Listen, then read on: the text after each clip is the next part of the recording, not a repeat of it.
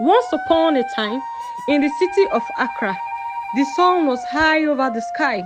The streets buzzed with vehicle horns, market women calling out their goods, and children running barefoot between cars. In the middle of it, a church bell rang from Grace Temple Ministries, calling the faithful for midweek prayers. Inside the church, 22-year-old Abene stood by the pulpit, leading the choir in worship. Her voice was sweet and powerful, flowing like honey through the microphones. People raised their hands, their eyes were shut tight, their spirit was filled with the songs. Some of them even wept. Abene was a well-known in the church. She was polite, always early, dressed decently, and very prayerful. The pastor, Reverend Emmanuel, often praised her, calling her the shining star of the youth. Her mother, Mama Vida, sold tomatoes in the local market and always smiled with pride whenever someone complimented her daughter. But no one knew Abene's secret. As she left the church that afternoon, she smiled at everyone and even stayed back to help sweep the floor of the church. She said a short prayer with one of the youth members who was struggling with her exams. Her life seemed perfect. But when the sun went down and darkness wrapped itself around the city, Abene changed. Around 10 p.m., she stood in front of her mirror in her small rented room at Medina. She removed her dress, wiped off the little makeup she wore to church, and opened a hidden suitcase beneath her bed. Inside was a completely different version of her life. Short leather skirts, glittering bras, high heels and wigs. She stared at herself in the mirror, no longer Abene the church girl, but Diamond, the hottest stripper at Club Inferno, one of the most popular nightclubs in Accra. By 11:30 p.m., Diamond stepped into the club. The light flickered red and purple. Loud music filled the air. Men sat at the bar with bottles of whiskey, and women that were half-clothed danced around poles or lodged in VIP corners.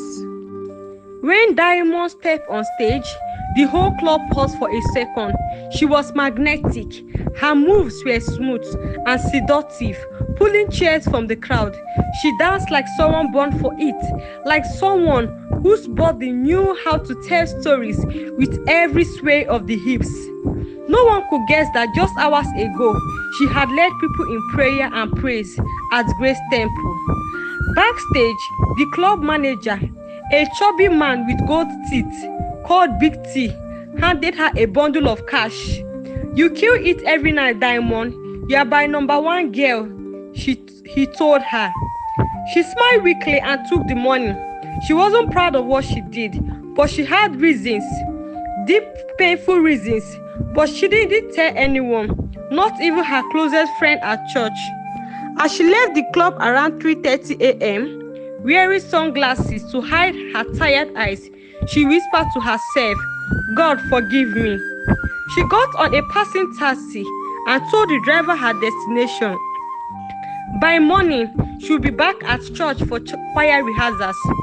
The double life had begun to eat her alive, but she couldn't stop, not yet. Abene stood in front of the mirror at 6:45 a.m., yawning as she applied a bit of powder on her face. Her eyes were red from lack of sleep. She had barely rested for 3 hours before rushing to get ready for church rehearsal. Her body ached, but she forced herself to smile. She couldn't afford to look tired.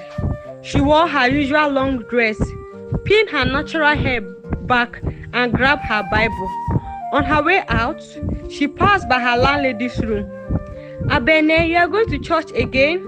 the old woman asked, stirring her tea.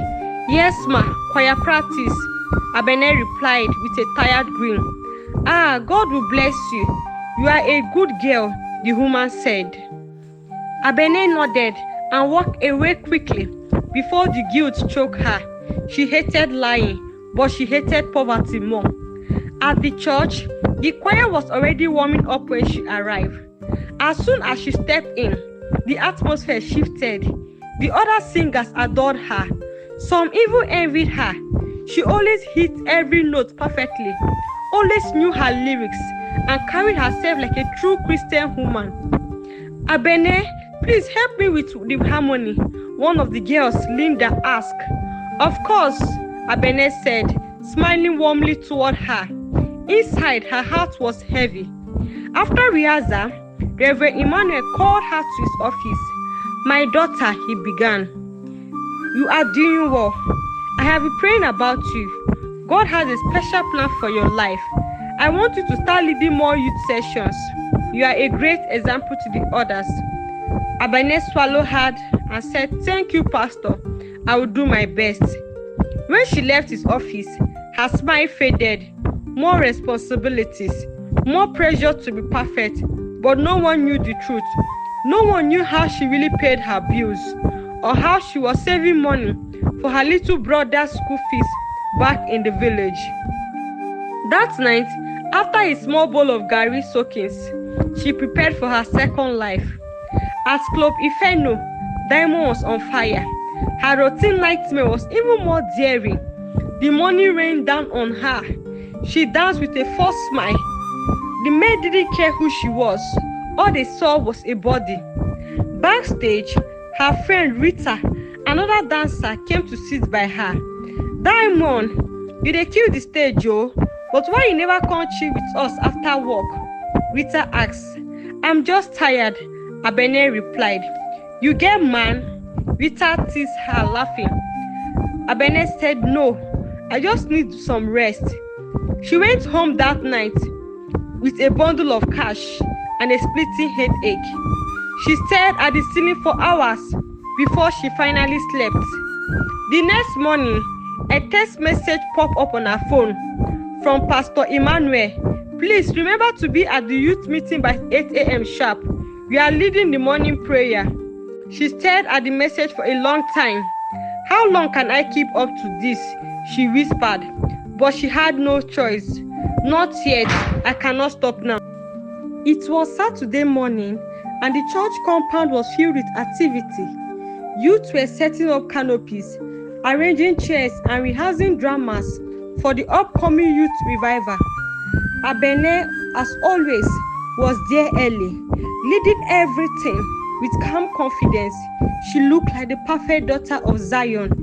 But as she handed out brooms and directed the younger girls, she felt someone was watching her. She turned and there he was, a tall chocolate-skinned man, probably in his late 20s, stood at the gate, wearing a jeans and a simple polo shirt. His eyes were sharp, steady and locked on Abene. He had a camera slung across his shoulder. He walked up to her. Hi, I'm John. Pastor Emmanuel invited me. I'll be handling the media coverage for the revival. You must be Abene? He asked her. She nodded. Yes, I am. You are welcome to our church. He smiled slightly, but his eyes did not smile. They remained locked on her, as if searching for something beneath the surface. It made her nervous. Throughout the day, John moved around, snapping photos and recording videos. But his eyes often drifted back to Abene. She noticed it. She pretended not to care. Later that evening, after the preparations were done, she sat on the chair steps alone. Her feet ached, her back hot, and her spirit was heavy. John walked over to her. You are different, he said plainly. I've seen many church girls.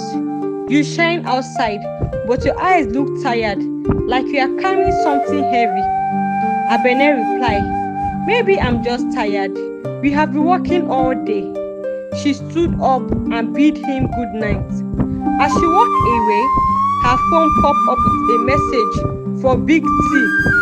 Tonight's crowd go be crazy. Make sure you reach early. VIP clients they come. Wear that red two-piece, the one where they drive men crazy. Her heart sank. At exactly 10:45 p.m., she slipped into Club Ifeno through the back entrance. The red two-piece clung to her like a second skin. Loud music filled the air, and the smell of alcohol, sweat, cigar smoke danced in the air. On stage, Diamond came alive. Men threw money on her body. Some shouted her name.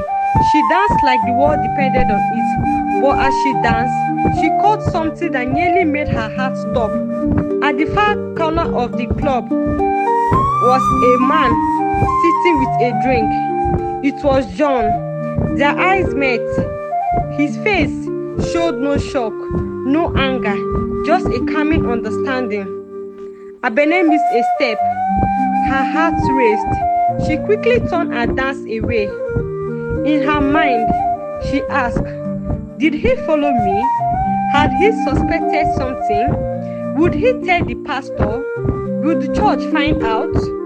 She rushed off stage before the music even ended, breathing heavily. Backstage, she checked again. He was gone. But now, someone knew her secret. Her secret was not safe anymore. Abene did not sleep that night. She tossed and turned in her small room, her mind going to different directions. John had seen her. There was no doubt. He wasn't drunk. He wasn't lost. He was there, watching her from the shadows of Club Inferno. By morning, she was sweating and panicking. Her hands shook as she dressed for Sunday service. She applied extra powder to cover the dark circles under her eyes, wore her longest dress, and forced a smile.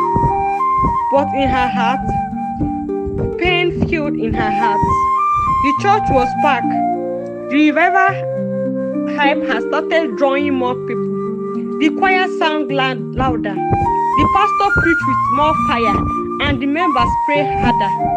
But Abene was not herself. As she sat at the front with the choir, her eyes kept drifting to the media session, where John stood with his camera.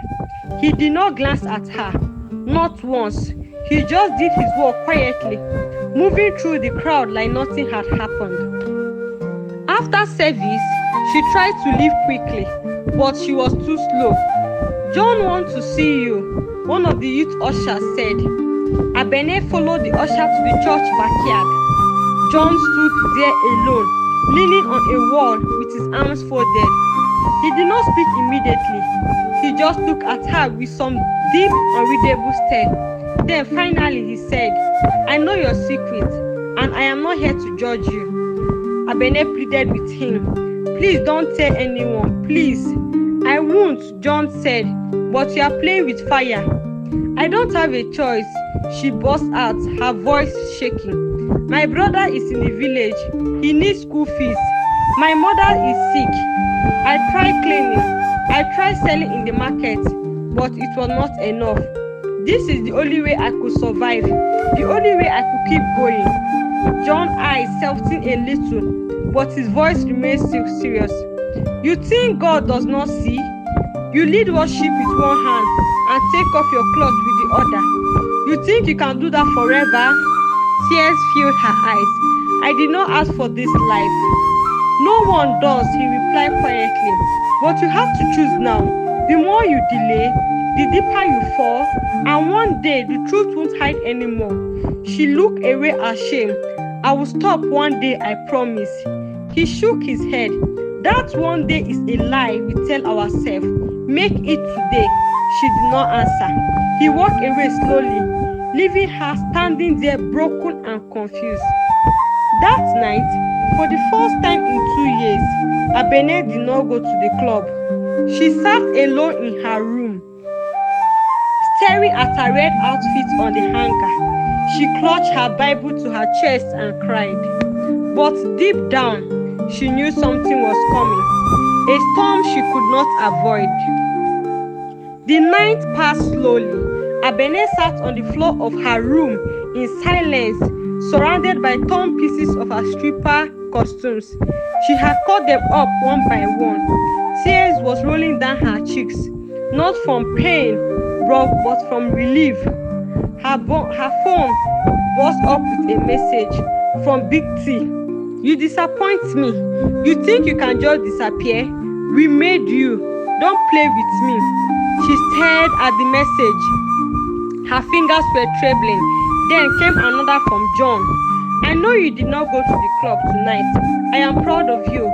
God sees your heart. A tear slid down her cheek as she whispered, "Thank you." The next morning, Abene walked into church wearing her dress.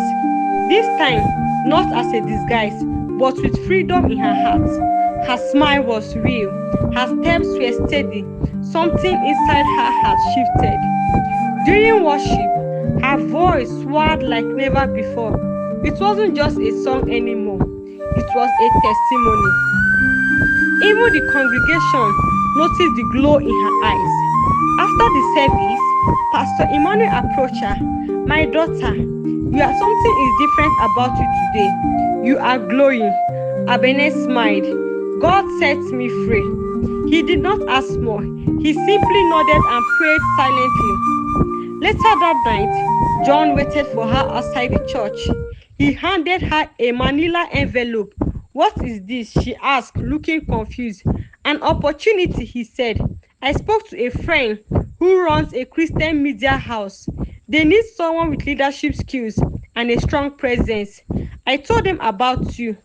It's not flashy though, but it pays enough and it's clean." Abene's hands shook as she opened the envelope.